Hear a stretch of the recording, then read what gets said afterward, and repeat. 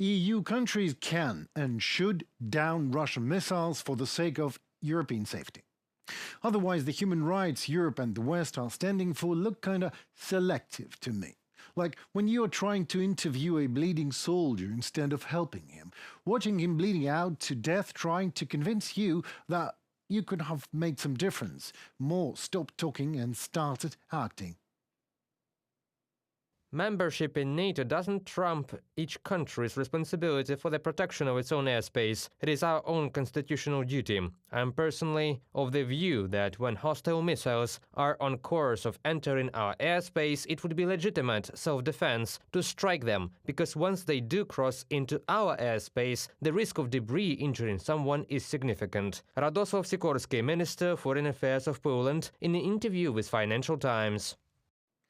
And NATO has responded to Mr. Sikorski's call to shoot down Russian missiles, noting that while members of the alliance have the right to protect their airspace, such actions could have consequences for the entire alliance. Really? And ignoring the fact that appeasing a monster and all fears of escalations Putin takes as weakness, and actually is absolutely right about that, so ignoring that fact, what consequences does that have? I mean, it looks to me that NATO is not looking for a way to stop criminal Russian aggression, but more for such an action that would not have any consequences whatsoever.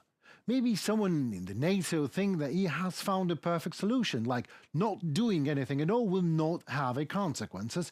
Well, that might be true in utopian sandbox, but in real life, your inability or unwillingness to act only causes someone else's acting instead of you, and Europe is not going to like it.